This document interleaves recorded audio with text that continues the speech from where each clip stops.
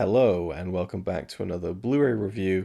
We're back with the old MOC, the Masters of Cinema Collection, and this is spine number 282 in a two-film pack, but we're just talking about the first film in this video, which is from 1966, Samurai Wolf, directed by Hideo Gosha. So this was one I was keenly anticipating, given the source material, a Chambara film, a samurai film for kind of for the sake of getting directly to the matter. Even though there's this kind of discussion on the Blu-ray itself about how this is not, or these are not samurai films, even though they're titled Samurai Wolf 1 and 2 in the English translated titles, of course. So I'm just going to be talking about the first film, and then I'll do a separate review of the second film. They're both on separate discs, but this is essentially a two-part review because, in a sense, it feels like one film. In another sense, definitely not, because they are absolutely two separate films with their own plots and their own stories and everything. But for all intents and purposes, you have two films that clock in at just over 70 minutes, and so it does kind of feel like a two-part film, even though there doesn't really, nothing carries over except for the lead character between both of the films. So that in itself is feels to me very much in the ilk of, say, Zatoichi. And I definitely come away from both of these films wishing that we had a Zatoichi length series. Maybe not Zatoichi length, maybe like half a Zatoichi length. So like, 10 films or something, or 12. I suppose the Zatoichi's like 26 film arc, which isn't even including the TV series. Anyway, so Samurai Wolf, 1966. I didn't know what to expect with this one because I know the name Hideo Gosha. The only film of his that I've seen is also in the MOC collection, which is Violent Streets, a Yakuza film, which I'm traditionally, historically, I don't do well with Yakuza films. There's something about them that doesn't really grab me too much. But seeing that Gosha had done some samurai films, I have the Criterion of Three Outlaw Samurai. I've had it for years. I've never watched it. So I wasn't familiar with his samurai work either.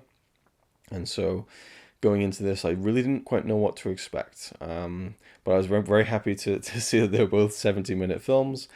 In the typical kind of adult life, it's kind of a nice breath of fresh air to get a film that isn't 2+ hours. So I was like, okay, let's go all in on this one, and let's watch both of them back to back, which I didn't actually manage. I watched them over 2 consecutive nights, but it was nice to kind of just take in the first film and then have a feeling for where we're going to go with the second one. I was quite surprised actually at the differences in the sequel, which obviously I'll talk about in the next video. But the film follows, you can call him a Ronin, a wandering, masterless samurai. Tony Raines makes a very strong case for the fact that the lead character in this film is not really a samurai or was ever a samurai. Which I guess it holds some water, his debate, his argument. I don't think it's too pertinent to the overall story, but for all intents and purposes, he is a Ronin. He is an extremely skilled swordsman, and his name, that there's like his full name, which I don't remember from the film at all. They talk about it in the extras, but his just the first name is Kiba, which I believe means fang, and then his surname means wolf.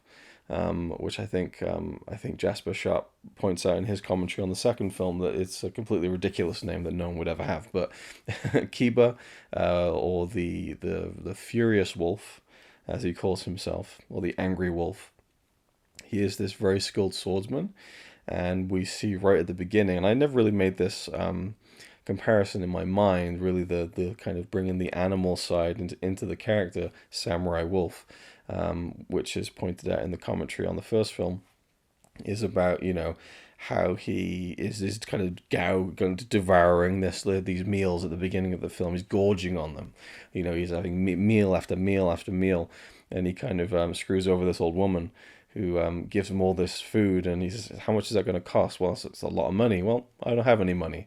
And she's about to kick his ass, and he's like, I'll fix your house. And so he gets to work doing all her chores, but he is kind of gorging on this food at the beginning. He's got this unkempt beard, and he feels very much in the ilk of Toshiro Mifune in Kurosawa's samurai films, particularly Yojimbo and Sanjuro. And it's impossible to ignore the similarities, or make the comparison, I should say, between Kurosawa, because I mean he put down for me the greatest film of all time in Seven Samurai, 1954.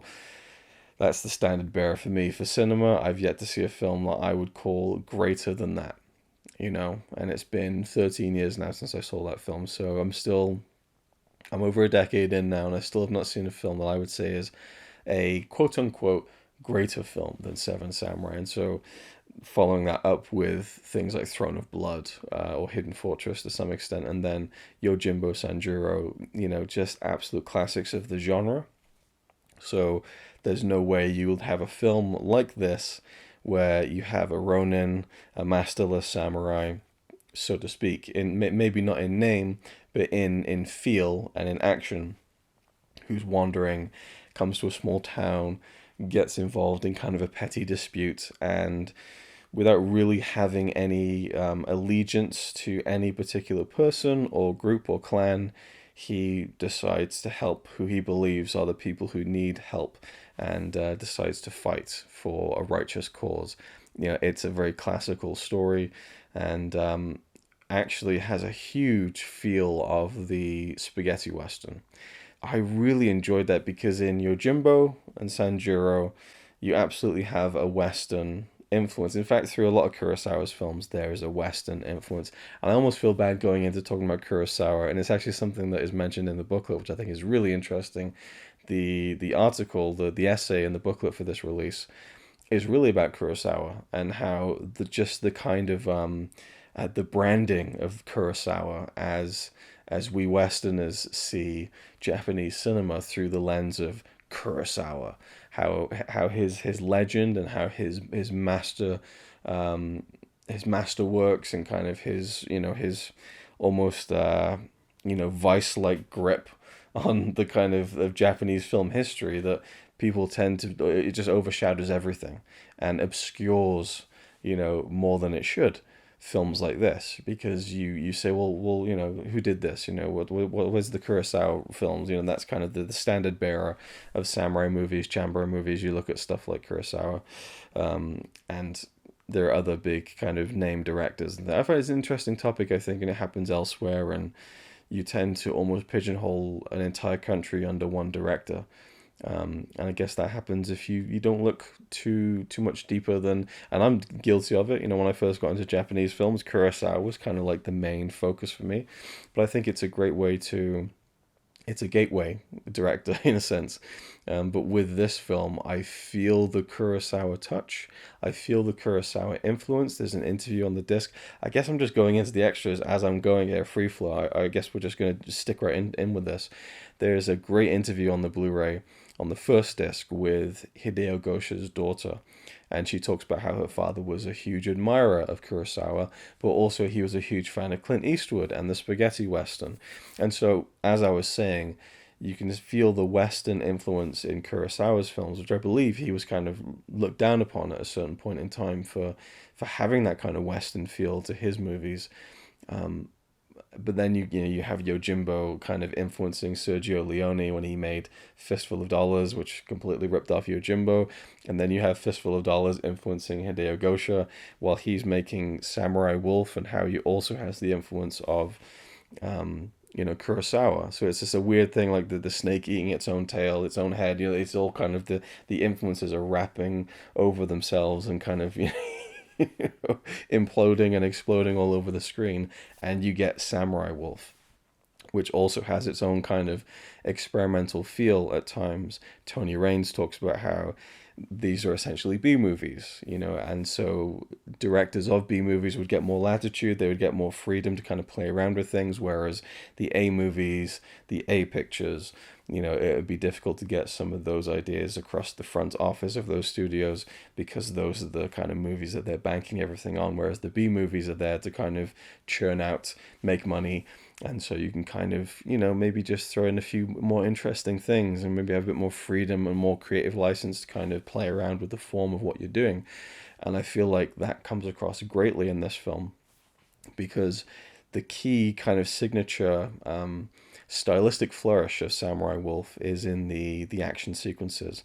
And there are many kind of swordplay action sequences in this film where Kiba comes into this small town, a relay town, and he ends up helping the woman who kind of runs things. She's a blind woman called Chise, and she very almost instantaneously gravitates towards Kiba. And I hadn't made that connection either, but I find it interesting thinking about the idea of it is that Kiba is like a wolf and that he can hear things and kind of has a heightened sense of kind of perception of his things around him, and he can hear kind of because there's these sequences in which there are people fighting each other and the sound kind of comes out completely and all you hear is just maybe a ripple of a piece of clothing, or you hear the kind of swish of a sword, And another thing that Hideo Gosha's daughter talks about in the Blu-ray is how he paid very special care and attention to the sound effects because he started his kind of career in media in radio. Initially, he went to all the big film studios, was turned down, but was determined to kind of have a life in that kind of creative space, and radio was his first footing. And so he really studied sound effects, and that was something that he wanted to kind of bring into this film. And so these very bold, striking sequences of swordplay and death, kind of underscored and overscored by silence and just the sparse sound effects. I'll give you an example just so you can kind of get an idea of what I'm talking about.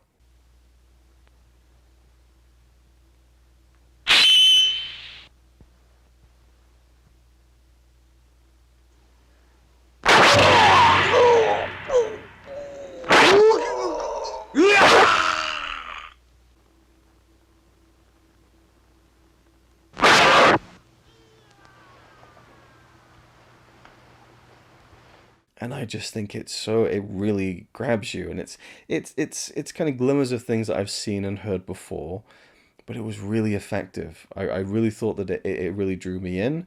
But in the commentary, I forget the guy's name now who did the commentary on the first film. His name was Chris Poggiali, and he talks about this idea that when you kind of see those sequences where the sound kind of comes out and stuff, and you're just hearing the clashes of the sword or whatever it is, that it's Kiba hearing this from miles away. He is a character who has a very heightened sense of skill in terms of the way he reacts to things, and so perhaps that, along with Lady Chise, her kind of obviously being blind, she has a sense of smell that is very heightened, and so they kind of gravitate towards each other, I think. And I think the chemistry is really great on screen.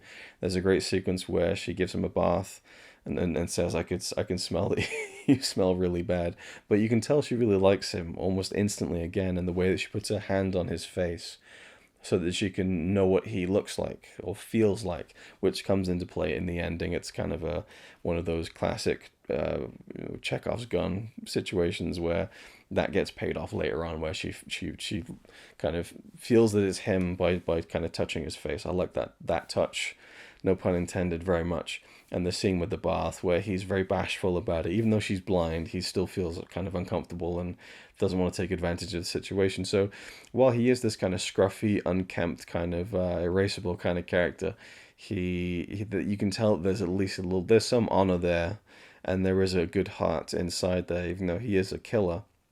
And he is someone who will not hesitate to cut someone down if they try to do the same to him. He's very capable. He's a warrior, but I like the softer touch of him when he was around Chise. I think that was I don't know. I like that dynamic a lot in the film. This blind woman who kind of ran this town was under heavy pressure from outside forces, including a really great villainous character who I recognized immediately from multiple Zatoichi films, Tatsuo Endo. As Nizamon, he just has that villain face. Like, he crops up literally in the Zatoichi films multiple times because he's just such a good villain. They keep bringing him back and just cast him as different villainous characters. So Tatsuo Endo, Very interesting to hear about his backstory of being an actor in the audio commentary as well, which I won't kind of spoil for anyone who might be interested. Junko Miyazono plays Lady Chise. I really enjoyed her performance in the film too. The only thing I would say with her is that because she's blind, obviously, she's looking off into the distance a lot of the time. And I feel like she would be able to hear where the person is and at least have a vague idea of where to look. But I guess for the visual on screen of her looking like way off, it signposts that she's blind, but they do that throughout the film, and that I felt like was a bit overkill perhaps, but her performance was very good. Isao Natsuyagi plays Kiba, and I thought that Natsuyagi was almost like a revelation. I just thought, where has this guy been? Like, why isn't he like a huge name that I'm already aware of? And I've already seen him in a film from 2011, I think it was, a Hirokazu Koreeda film called Like Father Like Son, which is a masterpiece, and he plays an elderly character in that, so I've forgotten his appearance in it really, but in terms of this period, the 60s, maybe 70s, again, this was his first kind of feature leading role. I've really not seen him in anything else, and I was immediately captivated by his charisma, his confidence, and his character too.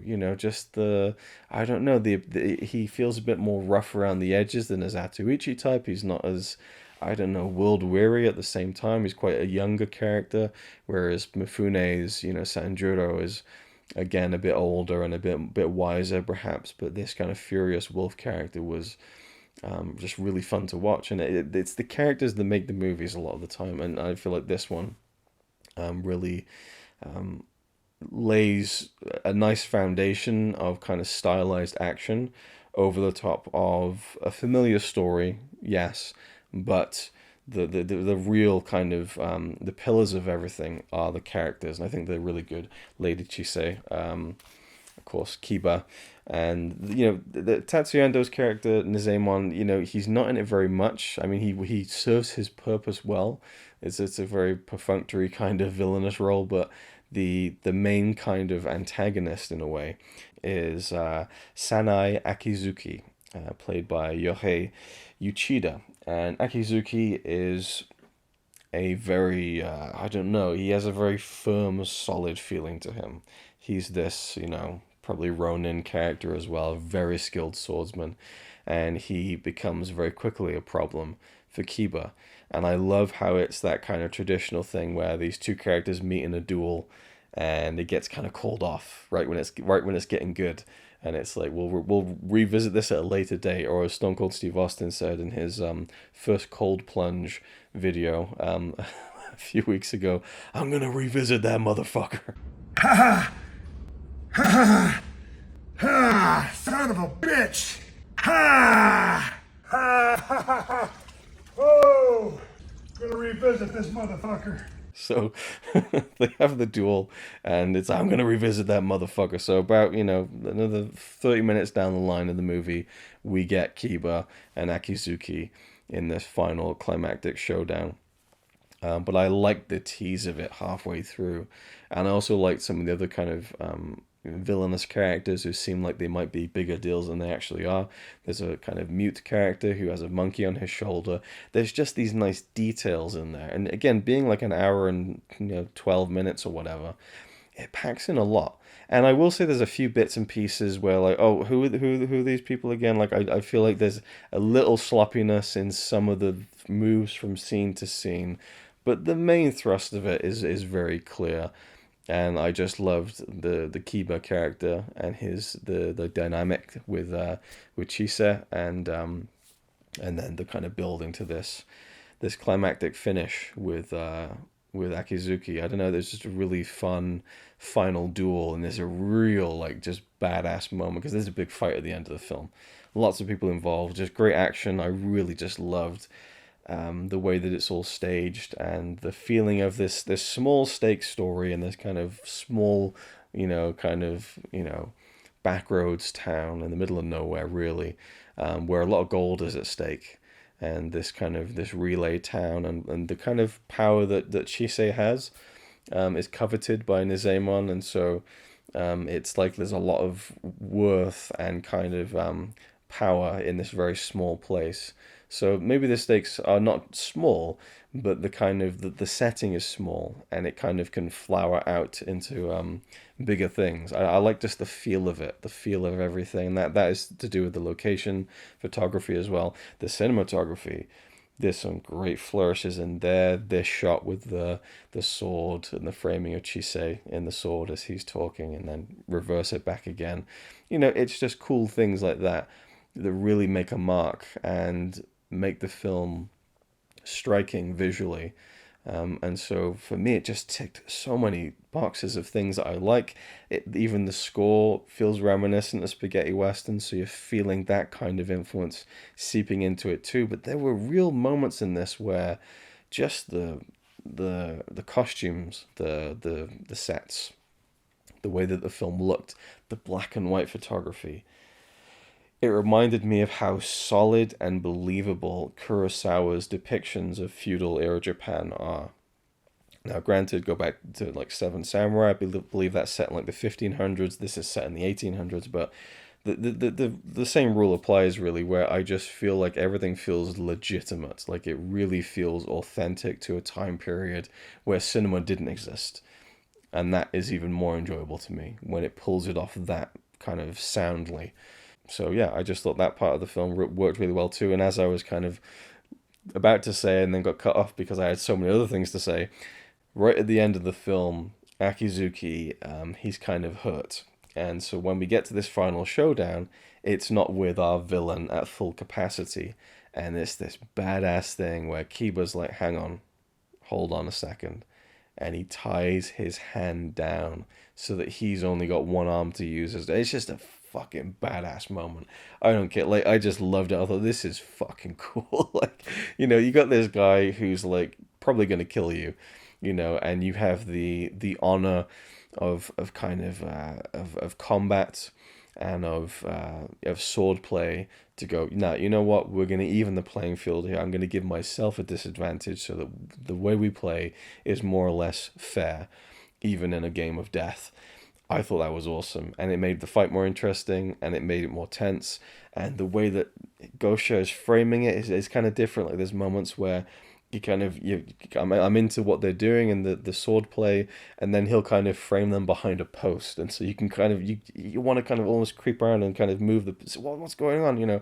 I just thought that was kind of effective too, because I can't give you a very good intellectual reason why. I just think that obscuring some of it was almost more exciting, and that's just these little things that he put in there I just really liked.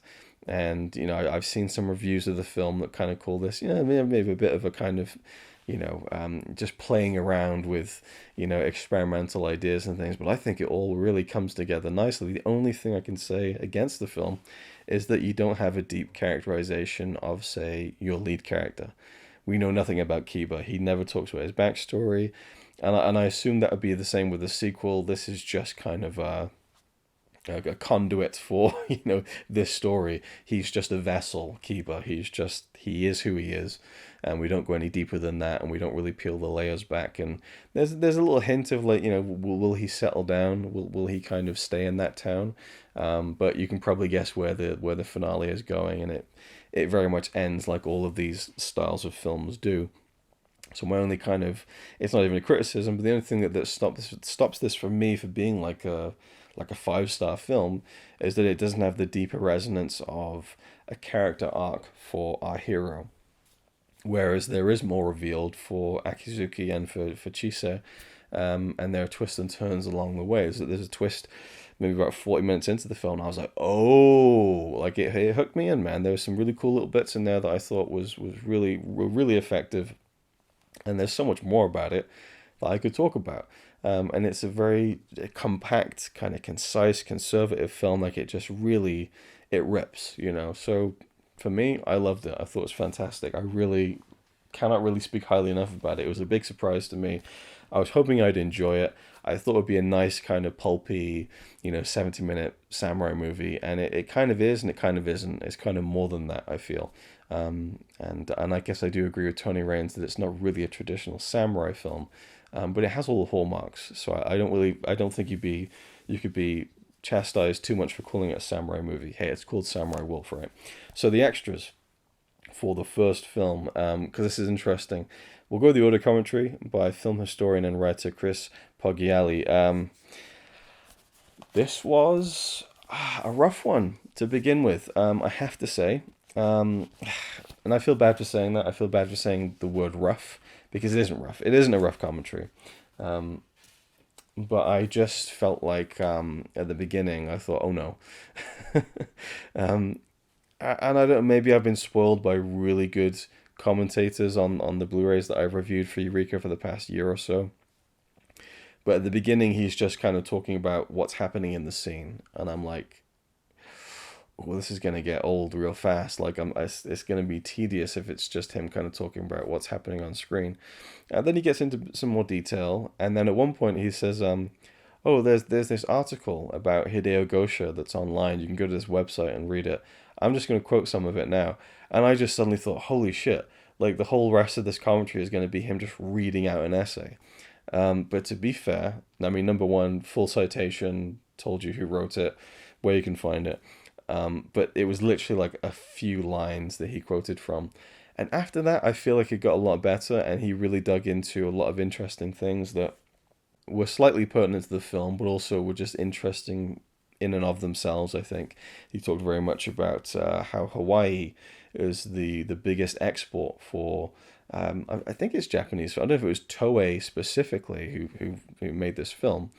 But that Hawaii had this huge market. I think Honolulu had at that time in the 60s like 7 theaters that ran Japanese movies, and so it was a big thing. And I just liked hearing all that kind of history. Like what were the top markets internationally for Japanese films?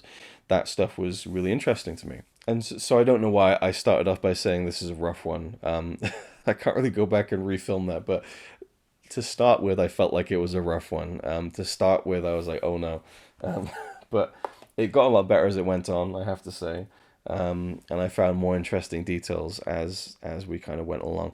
Now, there was a couple of instances in all the supplements, I think, really, of pronunciation issues.